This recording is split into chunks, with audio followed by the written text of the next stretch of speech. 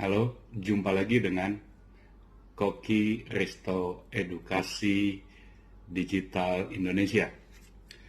Kali ini karena ini section ruang pembelajaran Kristiani, saya ingin melanjutkan apa yang sempat saya sampaikan beberapa waktu lalu tentang kerangka berpikirnya, ya, bahwa kita mulai dengan melihat kehidupan Kristiani itu dimulai dari iman yang didasarkan pada firman yang menjadi daging yang kita percayai, yaitu Tuhan Yesus Kristus sendiri.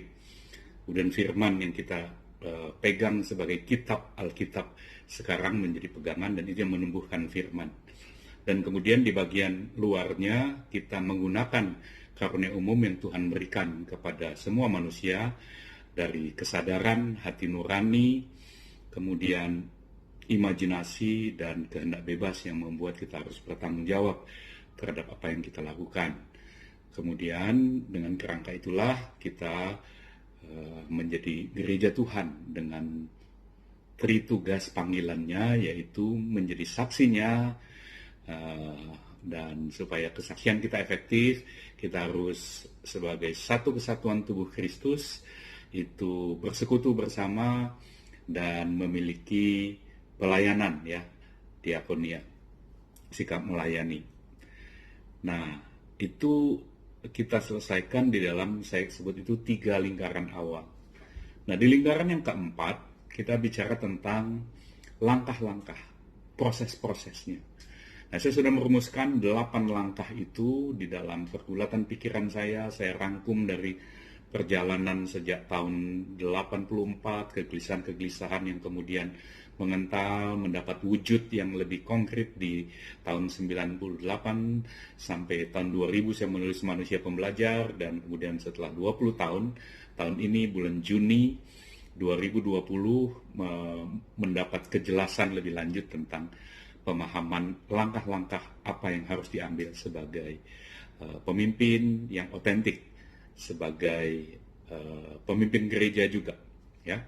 Jadi yang pertama, langkah pertama yang harus dipikirkan sebagai pemimpin gereja adalah memahami konteksnya, ya. Konteks di mana tugas tanggung jawab kita, apakah pada tingkat gereja lokal, apakah pada tingkat klasis, apakah pada tingkat wilayah, apakah pada tingkat nasional, atau bahkan tingkat internasional. Nah, itulah yang harus kita konteks itulah yang harus kita gumuli, dan kita lihat, kita doakan, kita perhatikan dengan seksama konteksnya, ya. Nah, kemudian kalau konteksnya mulai jelas, maka kemudian kita bisa melangkah ke langkah berikutnya, yaitu apa? Yaitu memperjelas calling kita apa, ya. Calling kita apa? Panggilan kita apa?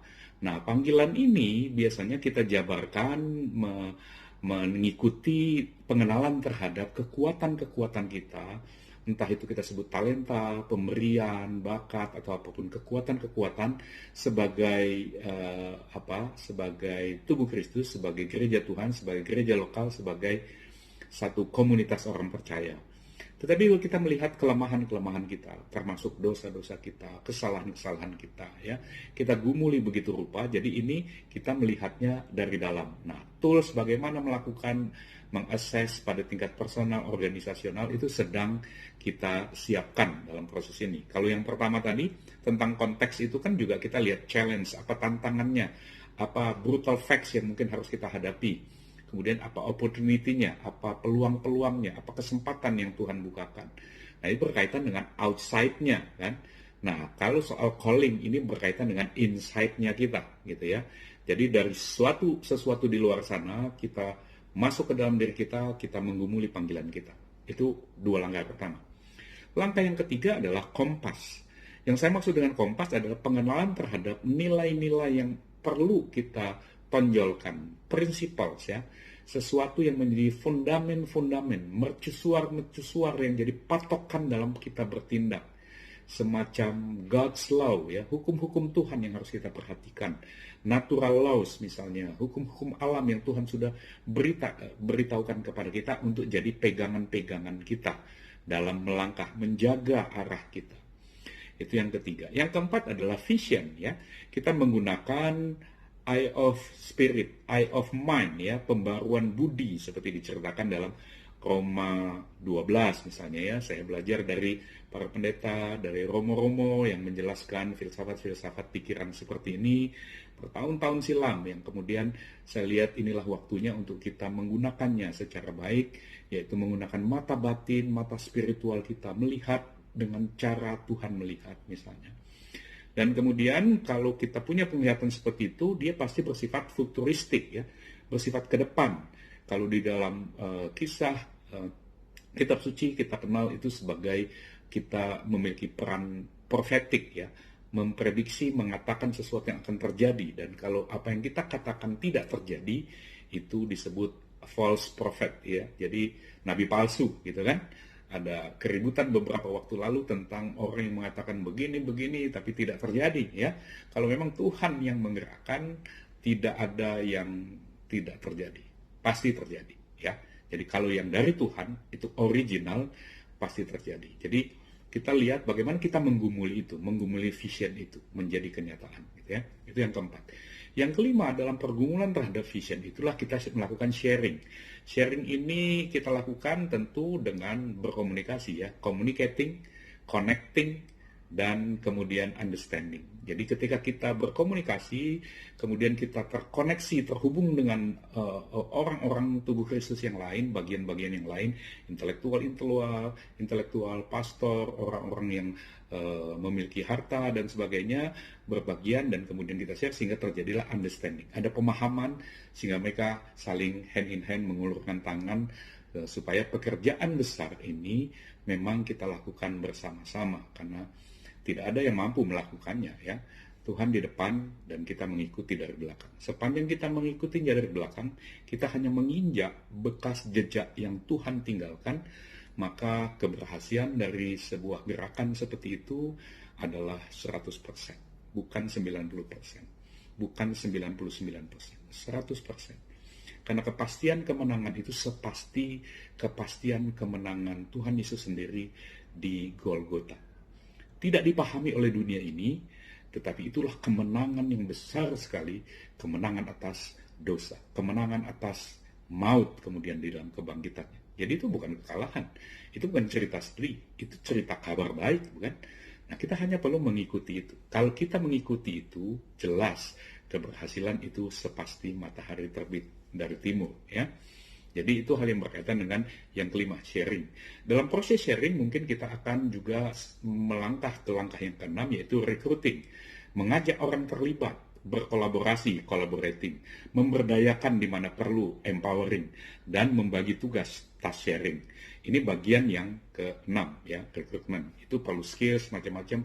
Kita coba nanti tahap demi tahap, pelatihan-pelatihannya dan sebagainya, waktu demi waktu, bulan demi bulan, tahun demi tahun, kita coba lakukan supaya gereja Tuhan, apapun aliran denominasinya, mendapat manfaat dari gerakan ini. Kemudian yang ketujuh adalah langkah mission. Di dalam mission itu harus ada kesediaan berkorban pasti, karena kita mengikuti Tuhan yang juga mengorbankan dirinya. Jadi sacrifice, ya. Sacrifice kata kuncinya. Yang kedua adalah disiplin, karena kita disciple, kita disiplin, dan kemudian kesediaan menunda kenikmatan, kesenangan-kesenangan jangka pendek, delaying gratification, seperti yang pernah diuraikan dengan sangat baik, saya kira dari bukunya Scott Peck, ya. Nah, kemudian yang kedelapan adalah reflection. Reflection artinya kita berdoa sambil bertindak, ora et labora, prayer in action. Kemudian kita selalu menguji, examining the why. Kita selalu berani menguji motif-motif kita, karena motif kita itu paling sering dibelokkan dari apa yang tadinya benar menjadi melenceng kemana-mana dan menjadi hal-hal yang memenuhi hawa nafsu, keinginan, keangkuhan hidup, kedagingan, kecintaan kita pada dunia ini, dan sebagainya. Dan kemudian yang ketiga adalah bagian reflection, itu adalah kita improving the how. Terus-menerus mencari cara lebih baik menggunakan teknologi, peralatan, macam-macam untuk membuat kabar baik ini available, bisa dijangkau, bisa dinikmati, bisa sampai pada sebanyak-banyaknya orang. di negeri kita, di antara suku-suku bangsa, di antara etna-etna yang ada, supaya betul apa yang kita gumuli sebagai sesuatu yang menjadi tugas gereja, tugas anak-anak Tuhan, tugas orang-orang percaya, orang-orang beriman untuk menggarami. Menggarami itu artinya memberi rasa dan mencegah kebusukan-kebusukan dalam sistem-sistem sosial, sistem-sistem politik kita, dicegah kebusukan-kebusukannya dengan macam-macam politik uang kah dalam gereja, pengelompokan-pengelompokan yang menghancurkan hati orang-orang yang justru sebetulnya menjadi domba-domba yang harus digembalakan, yang mencari teladan-teladan yang makin susah kita temukan hari-hari ini. Jadi itulah 8 langkah authentic leadership yang saya rumuskan, yang sebetulnya juga saya gumuli sebagai 8 langkah langkah iman sebagai Christian leaders ya. Saya sampaikan secara terbuka, textbooknya nanti ada, kemudian YouTube-nya, webinarnya, live streamingnya secara bertahap, biar Tuhan pimpin menyapa umatnya di negeri yang kita cintai bersama. Itu yang ingin saya sampaikan kali ini. Kalau Anda ingin mendukung, berikan komen, berikan apa saja yang ingin Anda lakukan, Anda share linknya, Anda ajak orang untuk ikut mendengarkan, ikut terlibat.